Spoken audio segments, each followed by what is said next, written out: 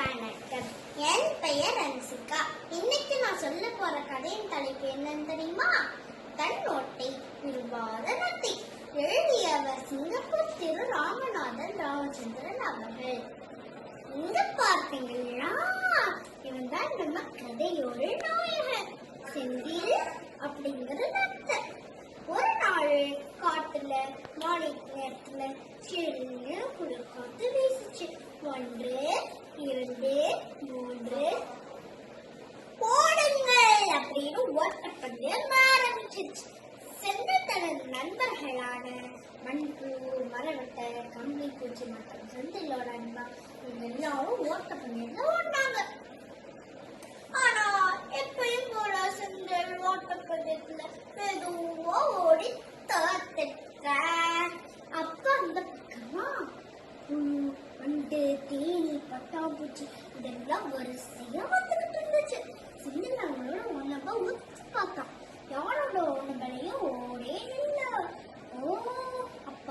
அப்ப நம்ம ஓடுதான் கடம்பா இருக்கு. அதனாலதான் நம்ம ஓட்டப்பந்தயத்துல வேகமா ஓட முடியாம மெதுவா ஓடி தோத்து போயிடுறேன் அப்படின்னு தண்ணியா குழப்பிட்டு இருந்தான். அந்த நேரம் பஸ் ஒரு ஓட்டையில டபக்குன்னு ஒரு மண்புலி எட்டி பார்த்துச்சு. செந்தில் ஏன் நீயா குழம்பிட்டு வர அப்படின்னு கேட்டுச்சு. செந்தில் கவலையோட ஓடுதான் கடம்பா இருக்கு. அதனாலதான் எல்லா ஓட்டப்பந்தயத்துலயும் மெதுவா ஓடி தோத்து போயிடுறேன். என்னோட ஓட்ட கலட்டிடலாமான்னு பாக்குறேன். ஆச்சரியமா செந்தில், நீ அதிர்ஷ்டமானவன். நீ எங்க வேணாலும் ஓட்ட எடுத்து போய்க்கலாம். மழை, வெயில் அது கூட ஏன் எதிரி வந்தா கூட ஓட்டுக்குள்ள போய்க்கலாம். எனக்கு மட்டும் பாரு, எதுக்கு எடுத்தாலும் என் வீட்டை தேடி ஓடி வரணும். அதுவும் என் வீட்டை பாரு, 2 ஈரமா இருக்கு. அதனால ஓடுதான் ஓடிது. ஓட்ட கலட்டவே கூடாது அப்படின்னு ஊருக்கே சொல்லிடுச்சு. செந்தில் மண்புழு போயிட்டு கேட்டானா? இல்லவே இல்லை.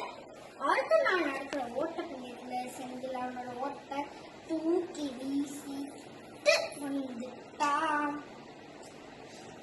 வீசிட்டு வந்துட்டான். மாலை நேரம்னா எப்படி இருக்கும்னு தெரியுமே. சில்லுன்னு குளிர் காத்து வீசிச்சு. செந்தில் ஓடில்லாம நடுங்க ஆரம்பிச்சுட்டான். இத மண்புழு முன்னாடி சொல்ல முடியுமா? முடியாது. ஏன்னா அவன் மண்புழு பேசுற கேட்கலையே. அதனால அவன் குளிர சமாளிச்சுக்கிட்டு, நான் தான் இந்த உலகத்திலேயே ஓடில்லாத முதல் நத்தை அப்படின்னு சிரிச்சுட்டே ஆட ஆரம்பிச்சுட்டான். செந்தில் நினைச்ச மாதிரியே எல்லா ஓட்டப்பந்தயத்திலையும் அவனே ஜெயிச்சு அவனே பரிசு வாங்குறான்.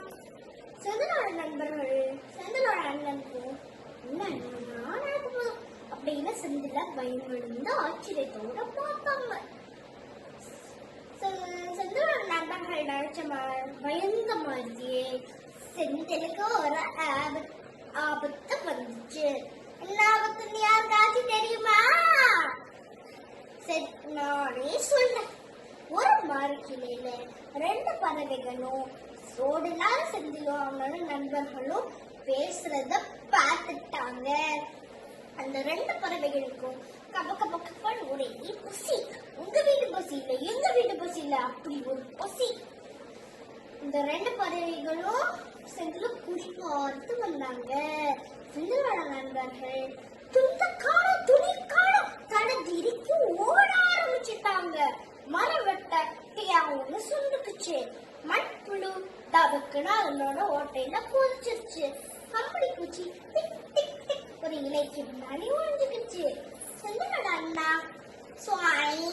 அவனோட ஓட்டுக்குள்ள மறைஞ்சுக்கிட்டான். நீ அது யாரு? நம்ம செந்தில் தான். பாவம் செந்தில் வேகமா ஓட முடியாத, ஓட்டுக்குள் மறைவும் முடியல.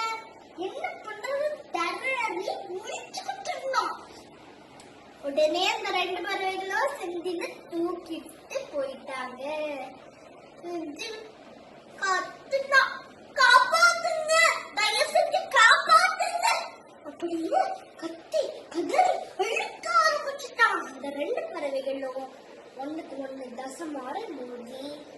போர்ல செந்தில் தம்மான் தரையில விட்டான்.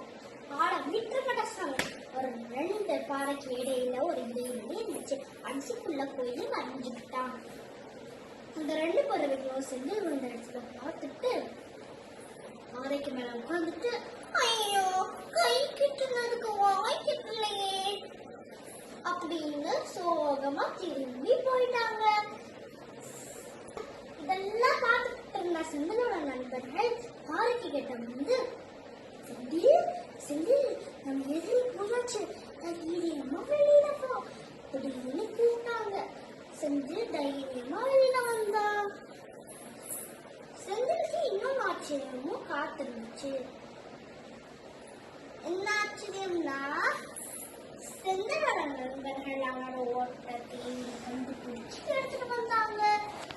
செந்தில் அவனோட ஓட்ட டக்குன்னு அவனோட முதுகல போட்டுட்டான். நான் இனிமே என்னோட ஓட்டக்கார தவிர மாட்டேன் அப்படின்னு நண்பர்கள் கிட்ட நன்றி சொன்னான். செந்திலும் அவனோட நண்பர்களும் ஆடி கூடி கொண்டாடினாங்க. இப்படி இப்படித்தான்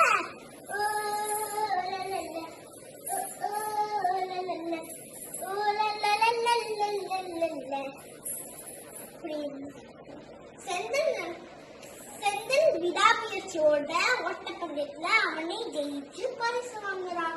அதனால இந்த உலகத்துல ஒவ்வொருத்துக்கும் ஒரு அடையாளம் இருக்குது. அதை நீக்கணும்னு நினைச்சா நம்ம செந்தில் மாதிரி ஆபத்துல மாட்டிக்கணும். இதைத்தான் திருவள்ளுவரும் உழுது கண்டி எல்லாமே வேண்டும் ஒரு பெருந்தேட்டு அச்சாணி அண்ணா உடைத்து அப்படின்னு சொல்லியிருக்காங்க. சிங்கப்பூர்ல தமிழ் மொழி விழா கொண்டாடுறதுனால நான் இன்னொரு முக்கியமான விஷயத்த சொல்ல விரும்புறேன். தமிழர்களான நமக்கு தமிழ் மொழிதான் அடையாளம். தமிழை நேசிப்போம், தமிழில் பேசுவோம். எல்லாருக்கும் என் விகாரி வருடம் தமிழ் புத்தாண்டு வாழ்த்துக்கள். நன்றி. கரெக்ட், இதுவரை கரெக்ட்.